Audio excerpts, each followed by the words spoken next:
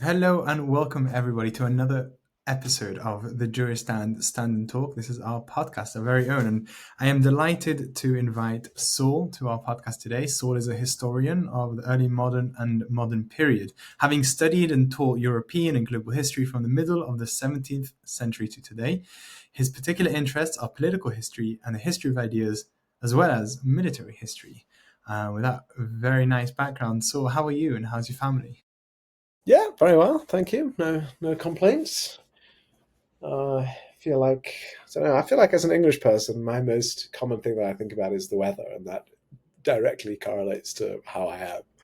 But yeah, thank God everybody is well, healthy, happy as they can be when it's too hot. But yeah, Yeah, I mean, right now it's raining, so maybe that's a bad sign. But hopefully, that's despite the like a rain, default. That's like a 6 out of 10 for if you're English. It's like, well, it's raining, but yeah. it's like Okay, a so curve. let's get. Oh, So yeah. no, so Okay, it's like a let's get. curve. Depending on the weather is how you're too hot, happiness drops down to zero, but too cold, happiness goes down. But yeah, a little bit of rain, it's fine. Sorry, I'm just talking about my thing. Hopefully, we'll have someone to be able to put a graph on that to see it. And if not, sorry. It's always good to have visual aids for these type of things, but we don't have that. But what we do have is a very interesting episode ahead of us. Let's get right into it, if you will. The first question I'd like to ask you, so, is why are we talking about the history of the conflict? Why are we having this conversation on Zionism? And more specifically, why are we here today? I struggle to think of a subject, situation, political problem, question, conflict that grips world attention the way that the current conflict in the Middle East, Israel, Palestine, Gaza, whatever you call it, itself has political connotations, it betrays some level of personal opinion, and it has gripped the world's attention in a way that makes everything else that's happening in foreign policy feel lesser than that, regardless of why that is and what it means. So I think that first the first aspect of answering the question is why are we talking about Zionism? Because Zionism and related incidents and related subject matters are center stage in the world's attention at the moment, as they have been for the last couple of years. And even before October 7th and the war that triggered, Zionism and Israel was still very important to a lot of people across the political spectrum, across the world. People that had no personal connection to the conflict still felt very invested in it for, again, whatever reason. And we can talk about why we think that those reasons exist, but it is very important to the way that people think about it. So I think that is the first part of it. And then the second part of it is that Zionism is a word that has meant itself different things to different people who are personally involved in the Zionist project. And it means different things to people who are looking at the Zionist project as outsiders. So there are people that will very happily say Zionism is colonialism, Zionism is fascism, and then there are other people that don't say that at all and say that Zionism is a Jewish homecoming back to the land of Israel, which they believe it to be the Jewish historical homeland, which I think people would struggle to really argue with while looking at history. But those people cannot both be right necessarily about what they perceive Zionism to be. So it's also something that has value in talking about it. And I would suggest that's probably the reason why we are having this interview today, is because not only has it gripped the world and it is a focus of what is going on today, but on top of that, it is something that is controversial, that has a lot of different perspectives. And I think that us talking today might help us at least establish some context, some ideas about what Zionism means, and having our own historical understanding of the process of Zionism. Does that Yeah, does that make absolutely. sense? Does that answer the question? Yeah, absolutely. I mean, we if you've ever been on campus, and I'm sure also probably in the workplace, and you've somehow been involved with, if you're Jewish, like if you're openly Jewish like me, and you're walking around and people ask you about questions about Israel, in the shortest time you'd get to talk about the history of Zionism, you won't even get to have a second to discuss on whether Israel is justified in the war in Gaza. It's actually on whether originally who was the person who first perpetrated. You always get to that stage very fast, faster than, like, you're having an argument about someone in politics, right? In UK politics, and someone saying, Keir Starmer is doing a bad job at X. No one's going to say, yeah, but 100 years ago, right, when the Conservatives were in power, 100 years ago, it started that. And that's why it's always, okay, no, that's what the situation is. And yet, for some reason, when we're talking about Israel on campus, it's instantaneous. You get to that Yeah, history yeah, instantly. it's true, Yeah. and I think that when you watch interviews, I watch interviews on the news between people that are defending Israel's actions and people who are hostile to Israel's actions, and what you'll often find is that they'll be disagreeing and they will say Israel bombed X, so Israel is in the wrong. And then the person who's defending Israel will say, yes, but you have to understand the context of why that happened. So here's the context from 6 months ago. And then the person who is attacking Israel's actions will then say, yes, but to understand that, you have to understand the context from 2 years ago. And then they'll say, well, understand the context from 3 years ago. And then suddenly you get this back and forth. And then the problem why they're actually disagreeing is not because they think that this bomb should not have been dropped, because they might actually both agree that the bomb shouldn't have been dropped or that the bomb should have been dropped or whatever. But what they're actually disagreeing with is, yeah, but in 1948, the state of Israel was established, and I have a problem with that in 1948. So, of course, I'm going to be hostile to things that Israel did in 2025 because I don't think that Israel should have existed in the first place. And that in itself is part of a longer conversation about nationalism and self determination and the idea of who people are, where they come from. And that is a very interesting conversation to have, but it's impossible to answer your questions about what you think Israel should have done in 2025 without having some sort of view on how Israel got to this place in the first place and how Palestinians got to this place and how the world got to the place it has that it's looking at the conflict and everything else. So I think that is a very important point that you raise. And I think that many modern conversations are shaped by different people's appreciations of historical processes and how we've ended up in the position that we are at the moment. Yeah, absolutely. I mean, maybe you wouldn't be going as far as saying it, but it's something that I would definitely feel is like when people say, right, the famous things, anti-Zionism is anti-Semitism. Right? We don't mean, well, I don't mean for sure, criticism of Israeli government is anti-Zionism. And this is, if someone proves to me that a bomb being dropped in Gaza is unjustified, then I'll have to accept if it's a true justification. But the question of anti-Zionism, on the concept of itself, if you're now arguing with me on campus about history of Israel, when the argument here is on, should there be a war in Gaza, does that mean that we're actually arguing on Israel's existence? In which case, why are you against Israel's existence? Are you against the Jewish self-determination as opposed to any other self-determination? Or is it more of a technical factor, which you're for Israel, Jewish determination, but you believe specifically that there were people there before and they should have more reason to have more cause for the land and more justification to hold the land rather than the Jews. And I'm sure that's another different conversation, but that's, I think, really the crux of it. In which case, then, if you will, I think we can get right into the history because in that case, we can understand why it's so important for an activist like myself or like anyone listening, or even just a regular person who wants to justify Israel, to feel like they want to justify Israel, or even just advocate for it, how history is important. Because at the end of the day, that's really the underlying current of most arguments we have. So in that case, and that is a nice introduction and nice segue to the next question. So for those of us wanting to understand the history of the conflict itself, let's get right into it. Could you maybe tell us a bit more about how did it all start? Sure, sure. So this is that's a good segue as well. But this is the question that historians always have, and the question that every historian has when they are going to start teaching or writing or thinking about history is picking the point that you start at. Because you can say, I'm going to write a book about Napoleon. And then you say, well, when do I start from? Do I start from when he becomes important in history? Do I start from when he becomes an adult? Do I start from when he's born? But then I have to give some context of the place that he's born. So then you end up with 10 different start points. And that's easy when you're doing that because you have a person, and a person who is lived in the past has a start and end date when they're born and when they die. When you talk about an idea, you can say, well, when am I going to start defining an idea? Well, I've got to start with some context somewhere. So without much too long introduction to the problem of introductions, Zionism has different facets, and as all political movements, has different origins in different places.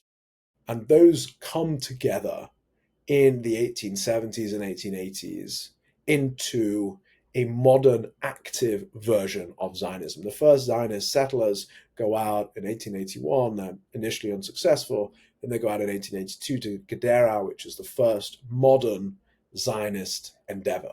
So that is a starting point, but I don't think that really sums up the starting point, because that is really when Zionism begins in what we now call the first Aliyah. That is when Zionism begins to be an active movement of Jewish people who live primarily in Europe, primarily in Eastern Europe, to go. The original settlers travel from Odessa in what is now Ukraine, at the time of Tsarist Russia, and then they go to whatever you want to call it, the land of Palestine, the Ottoman province of Syria, Palestine, and they begin to live there. So then the question really becomes, working back from there, is why do those groups of, I think it's 10 or 11 people, head down hundreds of miles from where they live? There's not a lot of infrastructure there. There's not significant Jewish populations there. There are Jews. There's not really been a time that there haven't been Jewish populations living in the land. But that is the first movement of what we'd call modern Zionism, of Jews moving to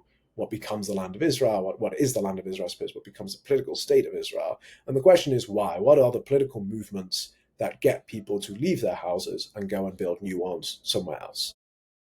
And there are different elements. So the first is the obvious big one, the religious element.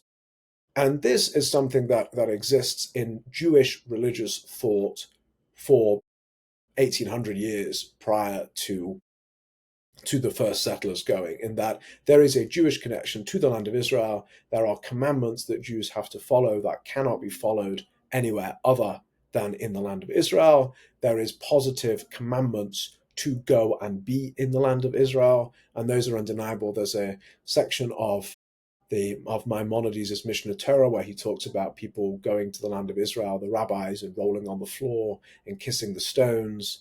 This is 1,000 years ago, Yeah, Maimonides. this is in the 12th century. There's a poem by Rabbi Yehuda Halevi, the Kuzari, who's a lives at roughly the same time as Maimonides, who says very similar, that he says, how can I do anything? How can I live my life when Zion is in chains and the Jewish people are kept away from the land of Israel? And throughout the corpus of Jewish writing from the 2nd century CE up to the modern day even, but up to this time that we're talking about in the 19th century, it is the land is referred to as the land of Israel, regardless of the political entity that is there. And in Jewish thought, the political entity is not really that important, other than it's not Jewish and the Jews struggle to live there. But nobody in the Talmud talks about the Roman province of the Eastern Roman Empire or the Islamic province, and after it's conquered in the early 7th century, nobody talks about what the political entity is. They call it the land of Israel. And when Maimonides is writing, or when Rashi is writing, they don't talk about the Crusader kingdom of Jerusalem. They talk about the land of Israel. And that is the same throughout that interlude to the Jewish religious mind. It is the land of Israel. It has been promised to the Jews by God. And the people who originally begin this modern Zionism are rabbis. Rabbi Tzvi Hirsch Kalischer is important in this, and Rabbi Yehuda Alkalai. And these are rabbinic figures who believe that the time has arrived for the Jews to return to the land of Israel. And even though that may have been framed previously in messianic ideals, in the 17th century, for example, there is a false messiah, Shabtai Tzvi, and Jews across Europe. In Prague, it's big. In the Netherlands, in Amsterdam, it's huge, this false messianic claimant. Jews sell their houses, they buy tickets on ships, and they are preparing to move to the land of Israel because that's where they believe they'll be there when the Messiah arrives. So there's always also been in this messianic ideal. But these rabbis in the 19th century are beginning to say, well, it's not happening that the Jews are moving to the land of Israel purely for religious ideals. It's time that we actually do something about it, and we move ourselves and we begin to motivate Jews across the world to go to the land of Israel and be there and create a political entity. So that's religious. And just to give some context, or show the other side as well, there's also a section in the Talmud that has been interpreted, particularly by one rabbi of the Satmar community, Rabbi Teitelbaum, who interpreted a piece of Talmud, and it's debated. There are different rabbinic interpretations. That says it's in Tractate Ketsubos, which talks about how there are promises that the Jews and God made to each other, and God promises that the Jews will not be totally wiped out, but the Jews make a promise that sounds like they are not going to reestablish a political entity until the Messianic era. So there's also religious debate about it. But important really for our story is that the land of Israel is never sacrificed in a religious setting and remains integral to the Jewish faith, and rabbis interpret the corpus of Jewish understanding to say that Jews should come back there. So that's the religious aspect of Zionism. And I apologize that this is sort of going on a bit, but let's take that, put it to the side, but remember it's still connected to our other processes. The next process that's going on in Europe is this process of nationalism and self-determination. And previously, the way that political entities were organized, and it's a bigger conversation, so feel free to disagree, but I'm going to give you my opinion. There's one concept, that underpins European sovereignty, which is legitimacy. So governments have to be legitimate in the eyes of the people. They have to have legal understandings to be states. So kings have laws that they impose, and they have responsibilities towards the public, but the public can't choose necessarily who their king is, depending on where they are. Then the public may have some mechanism that they can legally represent their interests, whatever. There's legitimacy and legal understandings of what a country is. As the 19th century goes along, that legitimacy becomes rested far more on the people that live in the country. So in Britain, you see a series of Reform Acts, 1832, the Great Reform Act, 1867, the Working Men's Act, which increased the scope of the public to be involved in political discussion. So that happens in countries like Britain and France, which are more homogenous in terms of the people that live there. Most of the people there identify as British or as French. But in other countries, particularly in Eastern Europe, you have a hodgepodge of people living within multicultural empires. The Austrian Empire is made up of dozens of different peoples who speak different languages, have different religions, different cultures. And this movement for self-determination begins to say, well, if legitimacy is based on the people, even if the people get the vote, what if the people as an entity, as a political organism, want to become their own country or their own political entity? And the Austrian Empire and the Russian Empire, the two biggest examples of this within Europe, as is the Ottoman Empire, which controls most of the Balkans in this period in the 1860s, 1870s, 1880s, until that starts being rolled back. And then people, political theorists, people who are in government begin to say it's time to put this idea of self-determination into practice. So if you're a Croatian that lives in the Austrian Empire, but you want an independent Croatia, you should be able to create an independent Croatia.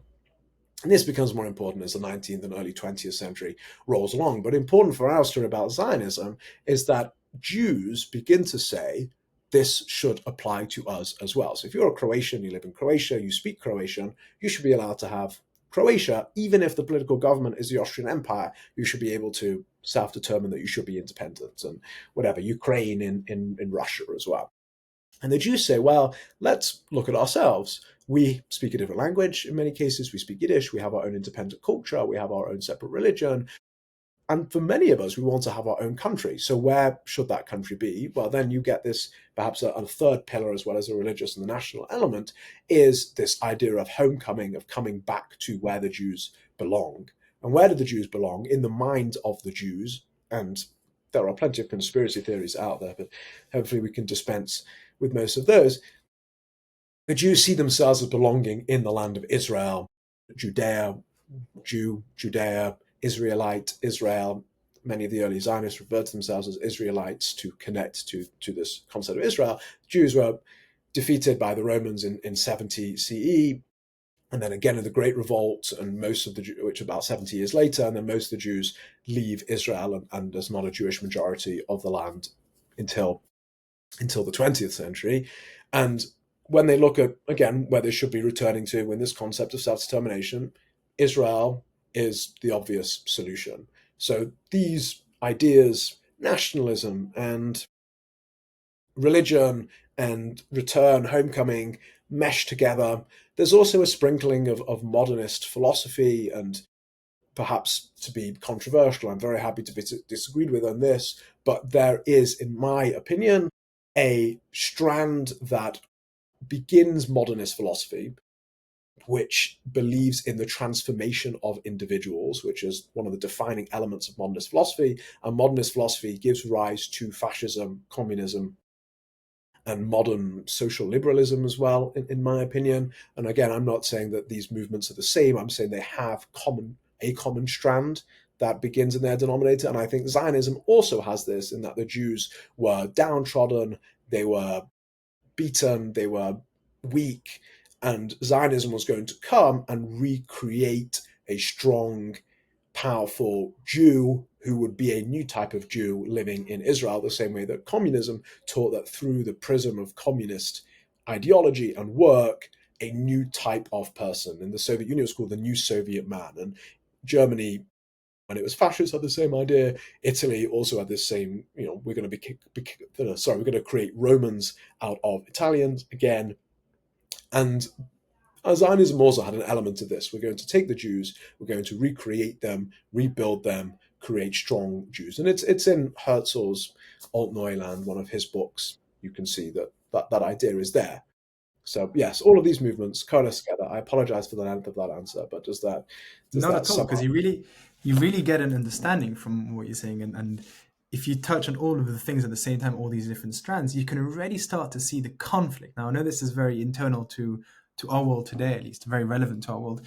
When we see, the shakeup of how things lie, well, generally people would want to say that the Haredis are, the anti-Zionists, the ones more inclined to not believe in Zionism, and it's more the secular and the religious Zionists who not only created the land, but also today they serve in the army and they're involved in the Zionist built creation of the state. But if you notice already there's a beginning of the conflicts, because like you said, it's already the modernist philosophy that really drove these ideas of Zionism and connected socialism. It kind of very quickly took on force. Now, we know that socialism, the socialist wing of Zionism is what officially created the state of Israel. And it had already taken place, this is the kibbutzim, these are the socialist government that rose and wanted to be closer to the USSR when it first in 1948 when it was created. You definitely see that already there will be problems with the rabbinic strand of Zionism, which would not believe in the socialist and the modernist philosophy. They would be believing in the Jewish philosophy and believing that the reason why we have a Jewish state isn't for humanist purposes, it's for religious purposes. And that conflict already starts over there. And it's really interesting, and I'm sure there's so much more to talk about. But essentially, the idea is that we get that Zionism has been around for ages, not in the sense that we know of it today, perhaps in the same exact way. So you wouldn't find the word Zionist in any writings before the 19th century, but the idea was there. And even if strands of Judaism would believe that maybe we don't need Zionism, and this was also existed in the 19th century, we don't have to touch on it. Maybe that's another topic in itself. The idea is that Zionism was there, and it pushed, like you said in the beginning, what causes people to leave their land. You mentioned Gedera, so I'll give a quick pat on the back. That my great grandfather was one of the people who came, one of the pioneers who came to that first city. He was a religious rabbi. His name was Shechevitz, and Shechevitz, for those who don't know, which probably most people, is a derivative of Shach. And the Shach was a very famous rabbi of the 1600s who wrote very important Jewish texts, and his great-grandson, or however many greats, went to Israel. He was known as the Talmudist agriculturalist, the Talmudist farmer. He would drive his plow with a Talmud open on his plow. And you can sense that religious aspect to Zionism, which has been around for thousands of years, even before the political Zionism. But then political Zionism also happens and really gives that push in subsequent waves. I think that it's really important then to maybe now talk about, so we created the Zionism, people are being pushed to the land of Israel, and they're starting to create kibbutzim, or they're starting to create moshavim, and obviously we know the Holocaust pushed that all along. If we can maybe condense huge times of history, a common theme we find during all this time in many academic books and journals, this is the next question we have, to also find this theme in social media, is that during all this time, the Palestinians, people who were known as Palestinians today, they weren't consulted on any of the decisions that happened. Where were the Palestinians during this period, or what were they? Sure. So, yeah, this is a tricky question to answer, and a question that also touches on the heart of the conflict today, because perhaps similarly to the different strands of Zionism coming together, there are different groups of people that come together to come up with, be part of what modern Palestinians are. And certainly many of the people who are modern day Palestinians' ancestors came from what is now the State of Israel or the West Bank or whatever we're going to call it. And then there are also people that come from other places that move to the land as it develops, and then come and be part, for probably cultural and religious reasons, as part of the original inhabitants prior to the turn of the 20th century. Another thing to stress is that many places that become settled at the turn of the 20th century are not settled 50 years ago or 100 years ago. Many of the people that live in the region are much more peripatetic in that they are constantly on the move from one place to another. There are not really borders, depending on what point of the 19th century there are, because the Ottomans and the Egyptians, even though the Egyptians are nominally part of the Ottoman Empire, they're not really in practice, are struggling over Syria, Lebanon, Jordan, Palestine, whatever we're calling it. And yeah, so apart from that, people were moving around a lot. We know that there is a settled population. In the 1830s, there is a huge revolt against the Egyptians, who are at the time controlling it by local Palestinians, if we're going to call them that. Something like 20% of the population is killed and is replaced by Egyptians, who are transplanted from loyal bits of Egypt and put into Palestine to farm and to control the land. We know that the rates of population growth throughout the late 19th century indicate that there must have been significant immigration, as there were for the Jews as well, significant immigration coming in from neighboring places to explain the rate of population growth at the end of the 19th, beginning of the 20th century. So certainly people were coming from what is now Jordan and Syria and Egypt to find work, particularly as the Jewish settlements began to grow. Foreign investment came into the land. Jews brought with them Western agricultural systems and industrial systems, which led to increased demand for jobs. So it triggered migration from other places. So I'd love to just then quickly touch on that. Quickly touch on what you mentioned there. You said a local revolt. Would that be then an indication of some form of Palestinian national identity that meant, were fighting for independence, for independent Palestine from the Ottoman Empire? I would say almost certainly not. But the reason for that is that this concept of states and self-identity is very much at the time, particularly in the 1830s, it becomes less so this as the century wears on. But at the time, it's exclusively a European and North American. There's an argument in Central America and South America, but let's not touch on that. But it is not a Middle Eastern or an African or an Asian way of thinking about the world. The world is not organized as Western theorists at the time may have thought about, as possibly being about France for French people who speak French with rights for French people, and whatever, Croatia being Croatian for Croatian people, even if it's not currently, doesn't have that. And the 19th century sees the explosion of these movements within a context that is understood within Europe at the time. But I don't think that there could have been such thing as a Palestinian in the 1830s advocating for an independent Palestine, as there probably wouldn't have been Jews advocating for a modern Israel in the sense of what Israel was created as. In a religious context, sure, that was certainly an idea that could have existed, but I don't think that there was the zeitgeist, the world understanding in the 1830s was such that Palestinians could have been advocating for an independent Palestine, because the concept just was a strange concept. Sure, there could have been a Palestinian who then created his own kingdom, and maybe we'd refer to that, or he'd have called it the Palestinian Kingdom. But I don't think in terms of modern political ideas whether that could have been a thing in the same way, and there was not really a precedent of an independent Palestinian entity that had existed prior to that point, or has existed since. There has not been an independent So Palestinian so you entity.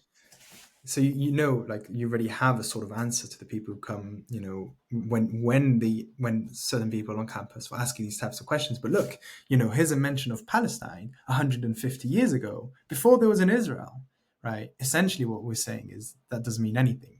Just Yeah, because the name was given to even groups of people, or the area, the concept of nationalism, which we discussed earlier, was a very new thing in Europe. It hadn't been translated yet to yes, whatever you want to call it, Palestine, or I don't know how the Ottomans called the area themselves.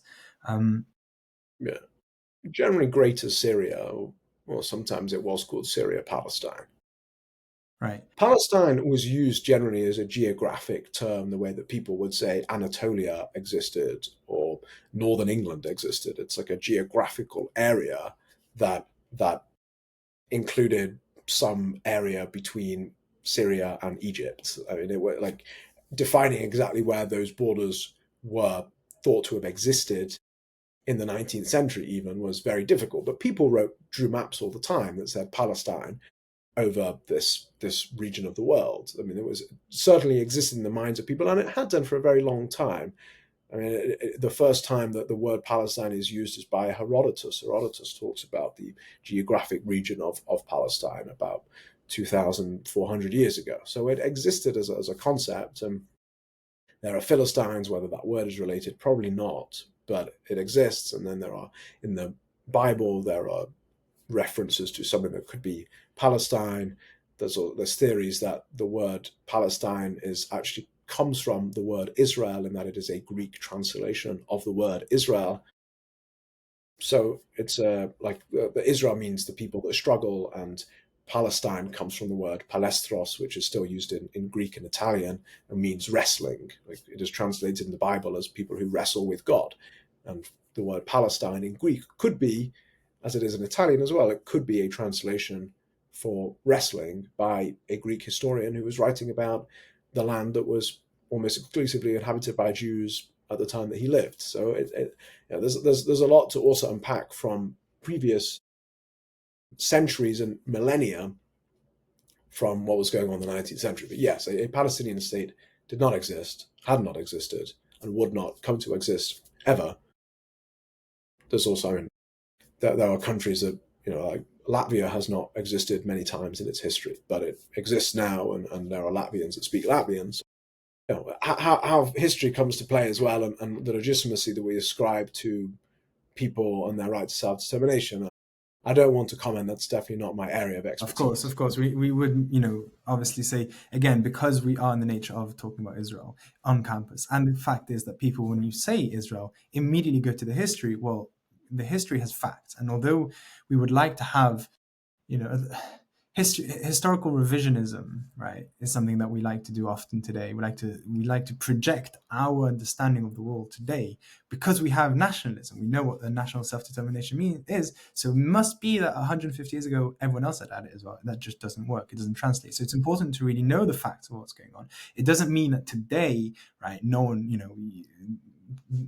there should be or shouldn't be a two-state solution. All we're saying is, let's look at the history of what happened, if that's the direction Yeah, we want to go to, yeah, in order to understand the conflict better about where we are. So again, maybe we can touch on it, because this is also going to touch on the next question. But during all this time then that we have a more of a Jewish influx. So what was, right, the response of the locals to the Jews? Because something that people like to say is that the Palestinians welcomed the Jews, who then turned on the Palestinians and killed them and then drove them out. Now, what was the response, to this new wave of Jewish immigrants coming in? It's mixed. It's very much mixed. There are people who are excited about Jews, and there are people who are very unhappy that Jews are moving in significant numbers to the land. And people opinions change, and I don't think we'd actually be able to know in terms of percentages or anything like that what sort of percentage. There are regular outbreaks of violence from the 1890s onwards directed against Jews. There are advocation. I mean, the violence doesn't really get to a serious level of intensity until the 1920s and 1930s. And part of that is population pressures. Part of that is that it's after the Balfour Declaration has been made. So the Jews believe that they're entitled to a land, and that Lawrence of Arabia has been speaking to the Arabs, and there's been promises made to the Arabs, promises that get broken across the Middle East. It's not the British and French offers to the Arabs are not just not well, whether they're broken or not is also a separate conversation, but from the Arab perspective, are broken more widely in the Middle East. And then the violence against the Jews in the 1920s and 1930s, there is a great revolt, and there is tit-for-tat violence. So there's all extremes. There are the Jews being driven out of Hebron, which had had a Jewish community for thousands of years. The Jews are driven out of Nablus, and there were a few Jews who'd been living there for a very long time.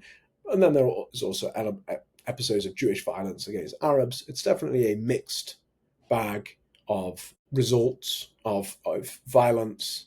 Again, I'm sort of loath to say who triggers it and what triggers it, just because it's very difficult to know, really, and the cycles of violence inflame each other's tendencies, and both sides are very unhappy by the end of the First World War, by the beginning of the 1920s. Right. So I don't know We if I definitely quite get your we question. definitely get a sense of that. No, we also know famous instances of massacres on both sides, and also uh, ideologies of exterminating each other on both sides. Is definitely very much a mixed bag, right? We have that.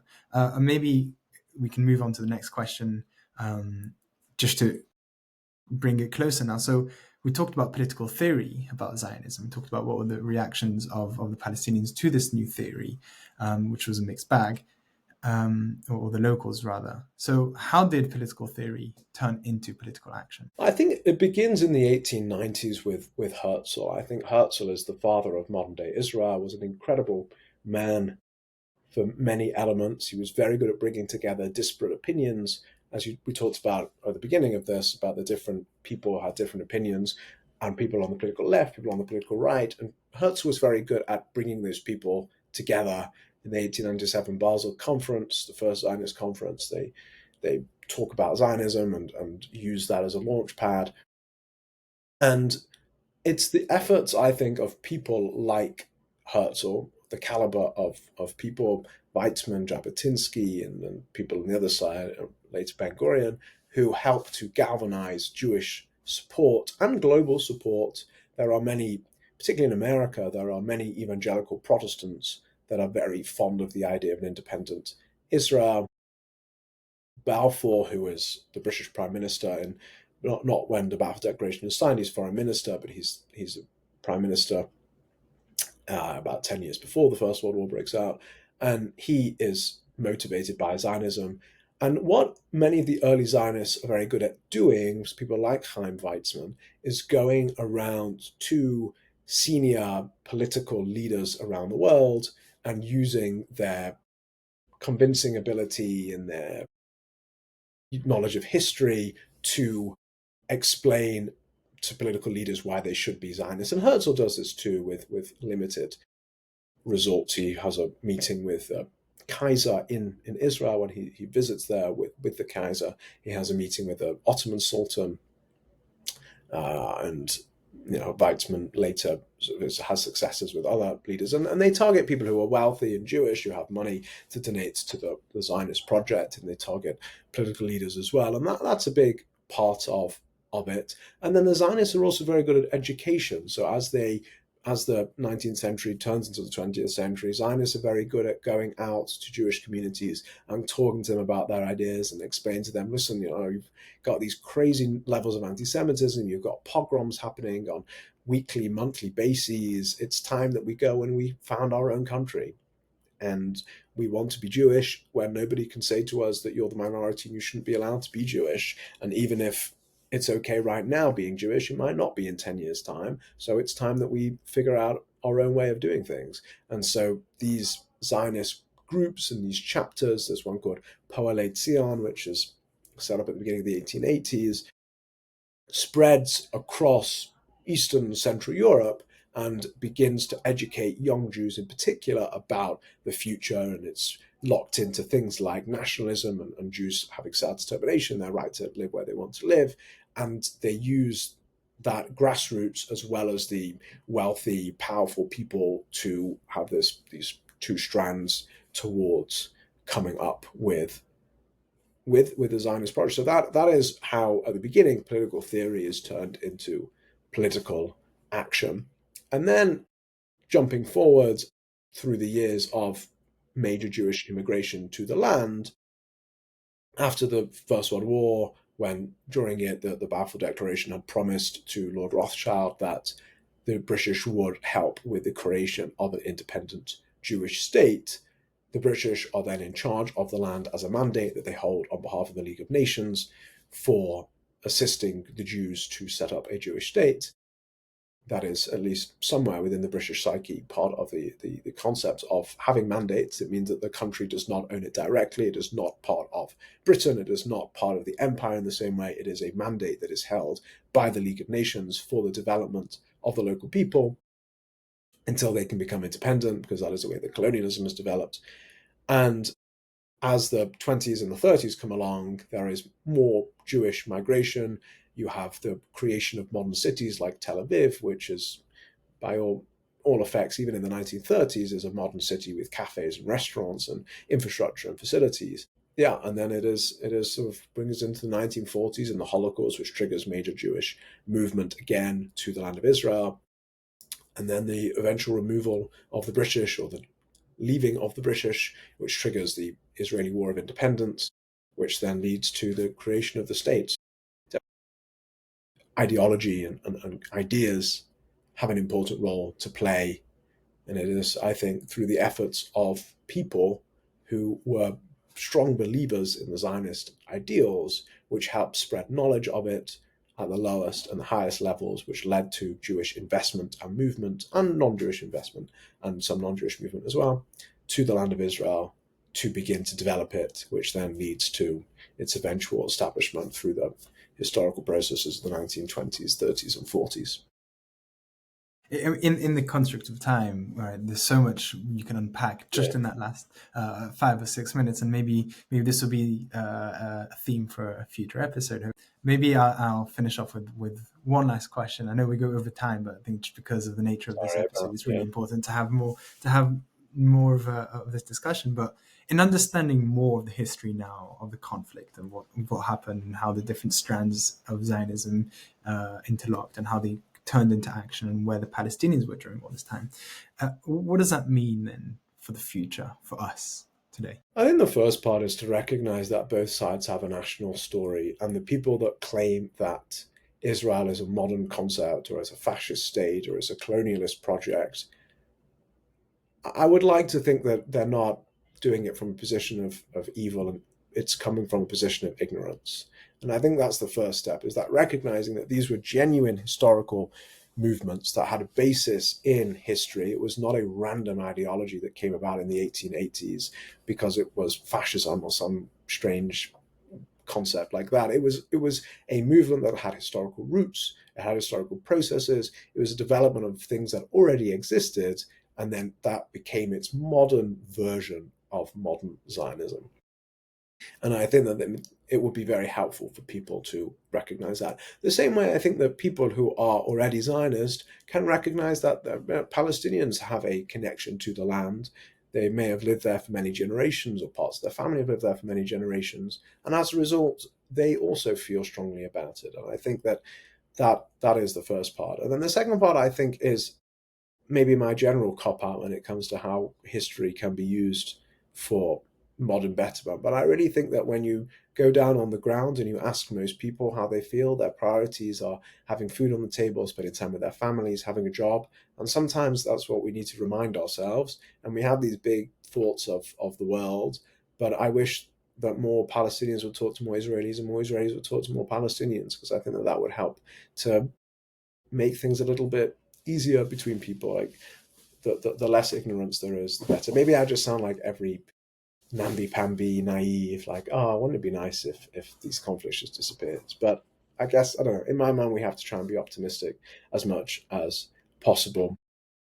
And I think that understanding the different sides and perspectives is just important for going forwards. Like, there's things that it would be almost impossible for Israel to compromise on, given the historical context of what's happening. Like if somebody said to Israel, you cannot have your capital in Jerusalem, that is absolutely against the rules, or that would have been said in 1940, that would have just forgotten, sorry, there's a fly flying around me, that would have just forgotten hundreds and hundreds and hundreds of years of Jewish history, where Jerusalem was the center of Jewish life and Jewish prayer, even when there weren't huge numbers of Jews living there. It was still the central geographic place of Judaism was Jerusalem, and therefore remembering that history is critical to being able to make sense of the present and make sense of the actions of the present. So I think that's also an important part of remembering it what it is. And I think also it's helpful on both sides, maybe more the Israeli side, is to be appreciative of where they've come from. That to live as a Jew in a Jewish state is a miracle. And the vast majority of the Jews that have lived in history did not have this opportunity and this freedom to live in a Jewish state. That 200 years ago, it was unimaginable that a Jewish state could exist beyond a messianic era where somebody just came down and did miracles and a temple descended from heaven in a pillar of fire. And that was the only version of Israel existing that people could conceive of. And it's unbelievable that it exists. I think it's the greatest miracle of the modern world that a country has managed to reestablish itself after 1900 years of absence.